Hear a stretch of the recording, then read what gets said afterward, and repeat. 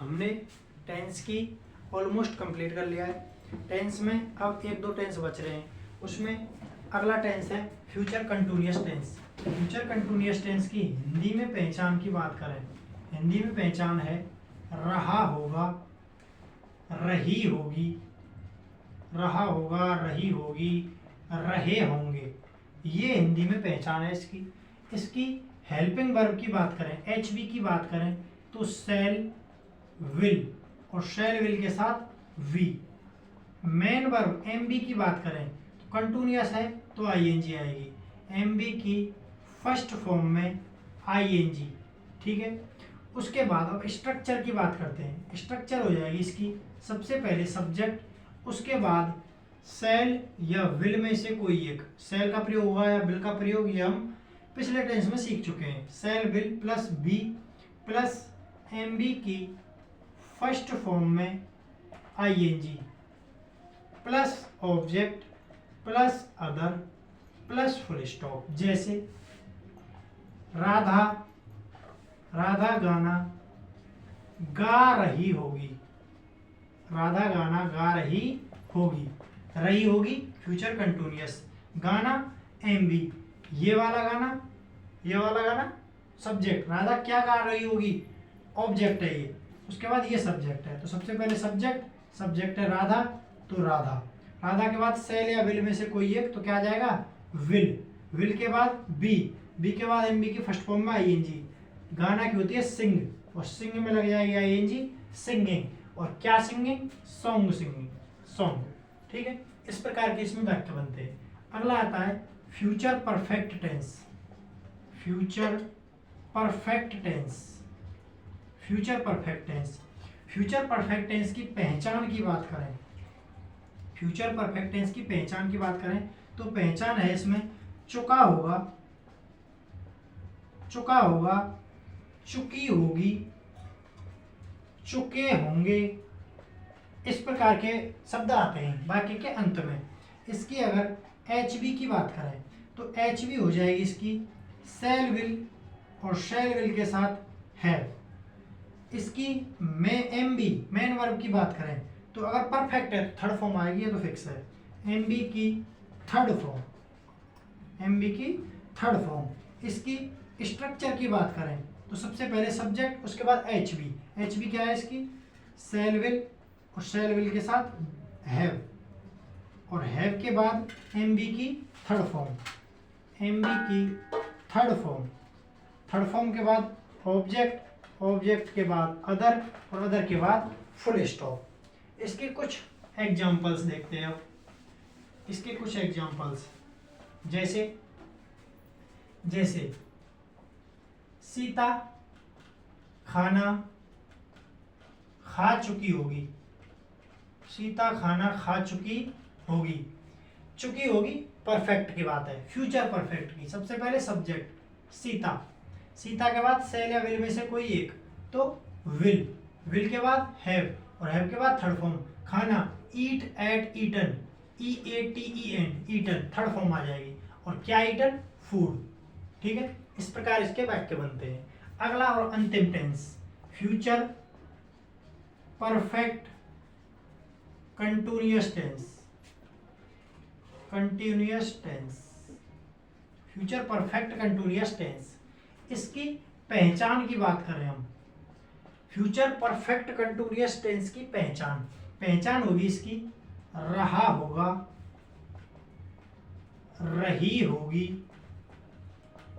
रहे होंगे तथा समय के बाद, तथा समय के बाद से का प्रयोग। ठीक है, समय के बाद क्या आएगा से।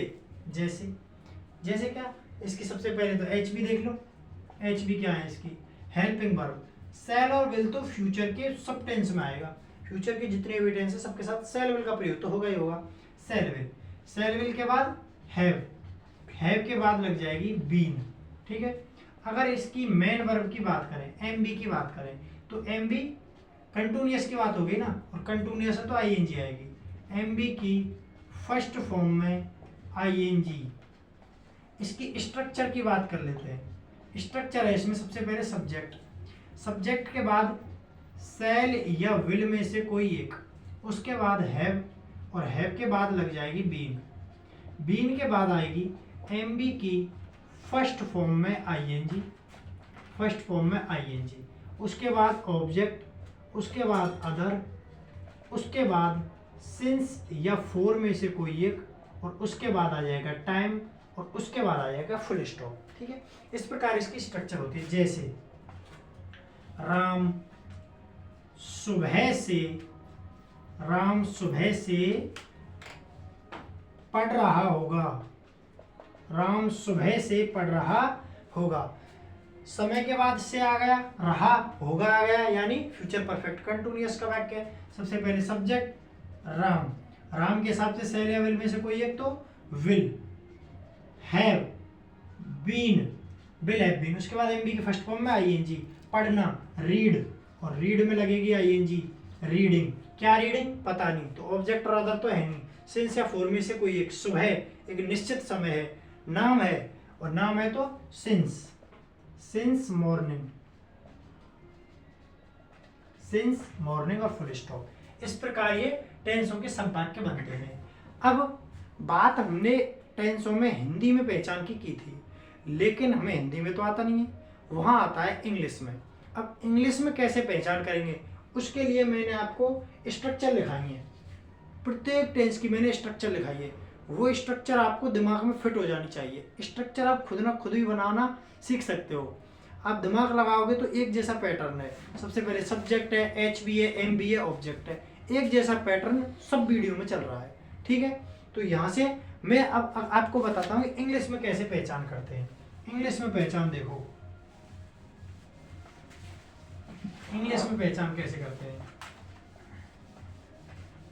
How to identify these type of questions in English. देखो कैसे, सबसे पहले प्रेजेंट इंडेफिनिट की बात करें हम, present indefinite, present indefinite, present indefinite में एच बी को याद रखना आप, क्या है इसकी, डू और डज, डू और डज, और साथ में अगर सिंपल है, यानी सिंपल है और सिंपल है तो डू और डज नहीं आएगी, इसमें क्या आएगी, एम बी की फर्स्ट फॉर्म। कौन सी फॉर्म आएगी इसमें, एम बी की फर्स्ट फॉर्म। ऐसे ही वो आप देख लेना अपने हिसाब से। सिंपल में एम बी की फर्स्ट फॉर्म आएगी और डू और डज आएंगी अगर नेगेटिव है, इंटरोगेटिव है। जैसे मैं एक वाक्य लिखता हूँ, ही स्माइल्स, ही स्माइल्स, ये कौन से टेंस का वाक्य है, आप इसको देखकर बता सकते हो। भैया कैसे बता सकते हैं, ही एक वचन है, ही सी इट या किसी का नाम एक वचन होता है, और एक वचन के साथ एस या ईएस लग रही है भैया, और एस या ईएस लग रही है तो कौन सा टेंस है, जाओ ही प्रेजेंट इंडेफिनिट है, जाओ। सही बात है क्या ना है, प्रेजेंट इंडेफिनिट है, जाओ ई। या के बाद अगर मुझे इसकी इंटरोगेटिव या नेगेटिव बनानी है तो ही एक वचन है, और एक वचन है तो डू या डज में से कोई एक बाहर लाना है, यानी डज। तो सबसे पहले आएगा डज शुरुआत में ही, बाकी की शुरुआत में आ जाता है डज, एच बी, उसके बाद आएगा ही, डज ही। अगर ये वाली एस है ना, यही तो बाहर निकाल के लाए हम, ये वाली एस, तो इसमें सिर्फ एम बी की फर्स्ट फॉर्म बचती है, स्माइल, डज ही स्माइल। ठीक है, ये इसका इंटेरोगेटिव है। अगर नेगेटिव बनाना है तो नेगेटिव सिंपल की तरह होता है, सिर्फ नोट लग जाता है, इस बात का याद रखना। तो सबसे पहले आएगा ही, उसके बाद डू और डज का प्रयोग होता है, सिर्फ सिंपल में नहीं होता, बाकी सब में होता है। He does smile, he does, उसके बाद नॉट भी तो आना है क्योंकि नेगेटिव बना रहे हैं। He does not smile, he does not smile. अब सबको देख लीजिए एक करके, ही स्माइल्स, वह मुस्कुराता है, ये सिंपल वाक्य है। डज ही स्माइल, क्या वह मुस्कुराता है, ये इंटेरोगेटिव है यानी प्रश्नवाचक। ही डज नॉट स्माइल, वह नहीं मुस्कुराता है, ये नेगेटिव है। ठीक है, इस प्रकार हर टेंस के आप वाक्य पहचान सकते हो। जैसे जो जो टफ है उनको बता देता हूँ। जैसे पास्ट इंडेफिनिट है, बाकी के सब तो आप पहचान ही सकते हो। पास्ट इंडेफिनिट है, पास्ट इंडेफिनिट की एच भी होती है, डिड। ठीक है, लेकिन सिंपल सेंटेंसों में डिड का प्रयोग नहीं होता, बाकी सब में डिड का प्रयोग हुआ। जैसे एक वाक्य है, राम किल्ड रावण, राम ने रावण को मारा। राम किल्ड रावण, राम ने रावण को मारा, ये सिंपल सेंटेंस है। इसका मुझे इंटेरोगेटिव बनाना है। तो राम एक वचन हो या बहुवचन, पास्ट इंडेफिनिट में कोई फर्क नहीं पड़ता, सिर्फ फर्क पड़ता है सेकंड फॉर्म से। अगर आपको सेकंड फॉर्म दिख जाए, इसका मतलब यानी सब्जेक्ट के तुरंत बाद अगर सेकंड फॉर्म दिख जाए, आप ये भी तो कह सकते हो ये थर्ड फॉर्म है, क्योंकि किल्ड ही थर्ड फॉर्म होती है, थर्ड फॉर्म नहीं हो सकती। थर्ड फॉर्म बिना अपने कोई सहायक क्रिया के, बिना एचबी के नहीं आ सकती। डायरेक्ट एमबी बिना एचबी के कभी नहीं आ सकती, सिर्फ सिंपल वाक्यों में आती है, वो भी प्रेजेंट इंडेफिनिट और पास्ट इंडेफिनिट के। तो सब्जेक्ट के तुरंत बाद जब भी आपको ईडी वाली फॉर्म दिखे, इसका मतलब समझ जाना आप पास्ट इंडेफिनिट का वाक्य है। ठीक है, ये पास्ट इंडेफिनिट का वाक्य है, सिंपल तो पहचान लोगे। लेकिन अगर हमें इंटरोगेटिव बनाना है तो आगे इसकी तरह डू डैश निकाले थे बाहर, इसमें डिड को बाहर लाना है। डिड राम, अब ये बाहर आ गया, यानी सेकंड फॉर्म ही बाहर आई है। डू की सेकंड फॉर्म होती है do, did, done, second form बाहर आ गई, और सेकंड फॉर्म बाहर आ गई तो सिर्फ एमबी की फर्स्ट फॉर्म बचती है। डिड राम किल रावण, ये इसका इंटेरोगेटिव है। अगर इसका नेगेटिव बनाना है तो Ram does not kill Ravan, does not नहीं, डिड नॉट। इसमें भी एमबी की फर्स्ट फॉर्म ही आएगी, क्योंकि सेकंड फॉर्म तो हमने लिख दी ना, ये second form, did not kill Ravan. ठीक है, इस प्रकार ये वाक्य को आप पहचान सकते हो आसानी से। बाकी के जितने भी वाक्य हैं उनके आप एच भी याद कर लो, एच भी याद कर लोगे तो आपको वाक्य आसानी से समझ में आएगा। जैसे प्रेजेंट कंटिन्यूअस की बात करें हम, प्रेजेंट कंटिन्यूअस की बात करें, प्रेजेंट कंटिन्यूअस में है इज, एम, आर। बात करें प्रेजेंट परफेक्ट की, प्रेजेंट परफेक्ट की है हैज और हैव। फिर present perfect continuous has have के साथ बीन लग जाएगा। उसके बाद पास्ट इंडेफिनिट की बात कर ली। पास्ट कंटिन्यूअस की बात करें, पास्ट कंटिन्यूअस में आएगा बाज या वर। ठीक है, पास्ट परफेक्ट की बात करें, पास्ट परफेक्ट तो आएगा हैड, क्या आएगा, हैड। उसके बाद past perfect continuous had been. Future indefinite, future के तो बहुत आसान है, फ्यूचर इंडेफिनिट शैल और विल, और शैल और विल के साथ एमबी की फर्स्ट फॉर्म आएगी। फ्यूचर परफेक्ट की बात करें, फ्यूचर कंटिन्यूअस की पहले, फ्यूचर कंटिन्यूअस की बात करें तो शैल और विल तो आएंगे, शैल विल के साथ बी भी आएगा, बी, वी, वी। अगर फ्यूचर परफेक्ट की बात करें तो शैल और विल तो आएगा, उसके साथ हैव, और फ्यूचर परफेक्ट कंटिन्यूअस की शैल विल के साथ हैव बीन। इस प्रकार वाक्यों की पहचान की जाती है। अब अगली क्लास में हम इसके PYQ करने वाले हैं, 10-15 PYQ की 10 या 15 मिनट की क्लास होने वाली है, उसको भी आप अटेंड कर लेना। Thank you.